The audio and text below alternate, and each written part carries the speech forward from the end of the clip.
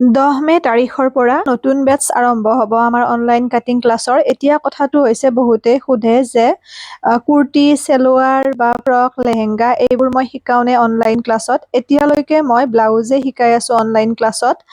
লেহেংগা, কুৰ্তি, চেলোৱাৰ এইবোৰ লোৱা নাই। অনাগত দিনত চেষ্টা কৰিম কাৰণ ব্লাউজটো বেছি দৰকাৰী আৰু ব্লাউজ শিকা আমাৰ ষ্টুডেণ্ট বেছি, সেইকাৰণে ব্লাউজটো শিকোৱা হয়। আৰু ধৰক বাকী সকলো কাপোৰে চিলোৱা হয়।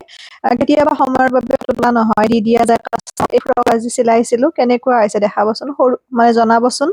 সৰু ছোৱালীৰ হয় ফ্ৰকটো এয়া। ভাল লাগে আৰু মই ভিডিঅ' দিম বাৰু, ফ্ৰক, কুৰ্তি, চেলোৱাৰ এইবোৰৰ লাহে লাহে দিম। অকণমান এইকেইদিন ঘৰৰ কামো চলি আছে, সেইবাবে ভিডিঅ'বোৰ কণ্টিনিউ কৰিব পৰা নাই। আৰু অনলাইন ক্লাছত আমি ব্লাউজ শিকাম 10 মে তাৰিখৰ পৰা হোৱা ক্লাছটোত। 9 মে বা 8 মে তাৰিখে আমি ৰেজিষ্ট্ৰেশ্যন কৰিম। দুমহীয়া কোৰ্চ, ফিজ 2000, একেবাৰে বেচিকৰ পৰা শিকোৱা হ'ব, পেপাৰ কাটিঙৰ পৰা। প্ৰথমতে আমি ডাবল কটৰী ব্লাউজটোত বেছি গুৰুত্ব দিওঁ। সেইটো পাৰফেক্ট হোৱাৰ পিছতহে আমি বাকী ডিজাইনলৈ আগবাঢ়িম। একেবাৰে নোৱাৰাসকলেও পাৰিব, কাৰণ আমি নোৱাৰাখিনিক পৰা কৰাটোহে মেইন দৰকাৰী কথা। আৰু অফলাইন অনলাইনৰ মাজত পাৰ্থক্য বুলি যদি ক'ব যাওঁ, তেনেকৈ বিশেষ নাই। একেধৰণে একে পদ্ধতিতে শিকাওঁ মই, যিমানখিনি পাৰি সহজ পদ্ধতিত। আৰু ডিজাইন 6-7টামান শিকাম, কিন্তু প্ৰথমতে ডাবল কটৰীটোত বেছি গুৰুত্ব দিম। আৰু তাৰ উপৰি টাইমিঙৰ কথা যদি ক'ব যাওঁ, আপোনালোকে যেতিয়া সুবিধা হয় তেতিয়াই ক্লাছটো কৰিব পাৰিব। মই ৰাতিপুৱা 10 বজাৰ পৰা 11 বজা বা 9 বজাৰ পৰা 11 বজাৰ ভিতৰত ক্লাছসমূহ দিম। সেইখিনি সময়ত যিসকল থাকে সেইখিনি সময়তে কৰিব, আৰু যিসকল সেইটো টাইমত ফ্ৰী নাথাকে, যেতিয়া আজৰি হয় তেতিয়াই ধুনীয়াকৈ কৰিব পাৰিব, যিহেতু আমাৰ ক্লাছসমূহ ৰেকৰ্ডেড হয়।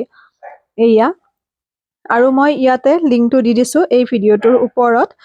তাত আপোনালোকে জইন হৈ ল'ব, লিংকটোত ক্লিক কৰি অনলাইন ক্লাছ কৰিব বিচৰাসকলে। এনে যাতে কোনেও জইন নহয়, কাৰণ এনে জইন হ'লে আমাৰ পিছত অসুবিধা হয় ৰিমুভ কৰিবৰ কাৰণে। আৰু ৰিমুভ কৰাটো কৰাই যাব, কাৰণ এটা প্ৰচেছ মতে যিহেতু আমি যাওঁ, সেইটো কথা। যিমান পাৰি সহজত শিকাম আপোনালোকক। ফ্ৰকটো কেনেকুৱা হৈছে জনাবচোন। সৰু ছোৱালীৰ চিম্পুলকৈ আমি চিলাইছোঁ, আৰু আনাৰকলি বা তেনেকৈ বিভিন্ন ধৰণৰ আমি কাপোৰ ৰেডি কৰি থাকোঁ, কিন্তু ভিডিঅ' তেনেকৈ প্ৰস্তুত কৰা নাই, যিহেতুকে মই অকল ব্লাউজ কাটিঙৰ অনলাইন ক্লাছহে কৰি আছোঁ। সেইবাবে, কাৰণ বিভিন্নগৰাকীয়ে বাকীবোৰো যিহেতু সোধে, বা ফৰ্মাও মই অকল ব্লাউজৰে দিওঁ, কাৰণ বাকীখিনি নি পেলাই যদি আপোনালোকে চিলাব নোৱাৰে প্ৰব্লেম হ'ব। যিহেতু যেতিয়া মই এইখিনি ভিডিঅ' দিম বা আগবঢ়াম, তাৰপিছত মই এইবোৰ ফৰ্মাও আপোনালোকৰ মাজত প্ৰভাইড কৰিম, কিন্তু এতিয়া ব্লাউজ কাটিঙৰহে মই ফৰ্মা দি আছোঁ।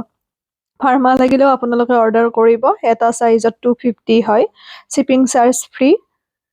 যিমান দূৰৰ পৰা অৰ্ডাৰ নকৰক কিয় পাব, যিহেতু আমি পোষ্টেল যোগে পঠাওঁ।